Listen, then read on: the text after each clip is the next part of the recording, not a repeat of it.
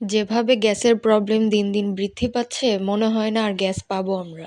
আসসালামু আলাইকুম এভরিওয়ান, কেমন আছেন সবাই? আশা করি ভালো আছেন। রাত ১টার পর যদি গ্যাস আসে তাহলে সেই টাইমে কিভাবে মানুষ রান্না করবে? তখন কি মানুষ ঘুমাবেই নাকি রান্না করবে? সারাদিন তো ঠিকমতো গ্যাস থাকেই না, ঘুমানোর টাইমে গ্যাস আসে। তো ওই টাইমে তো আর রান্না করা যায় না।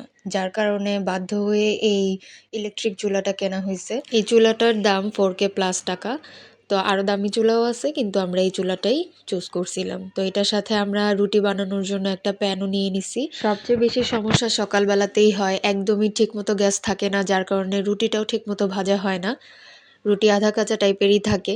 তো এই জন্য আর কি সকালবেলায় বেশিরভাগ আমাদের এই চুলাটা ইউজ করা হয়। বর্তমানে সিলিন্ডার গ্যাসের দাম প্রচুর বৃদ্ধি করাতে মানুষ খুব হয়রানিতে আছে। তার উপর সিলিন্ডার গ্যাস যদি একটু লিক থাকে সেটা ব্লাস্ট হওয়ার ভয় থাকে, প্রায় খবর এগুলো শোনা যায়। তো আমরা এখনো সিলিন্ডার গ্যাস কিনিনি। আসলে কয়টা কিনবো? এই গ্যাসের চুলার প্রবলেমের কারণে আমার আম্মু মাটির চুলা বানাইছে।